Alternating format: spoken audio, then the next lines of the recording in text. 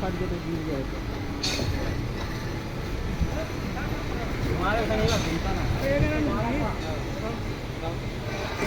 यहाँ से बीच में डाल के कराओ ना।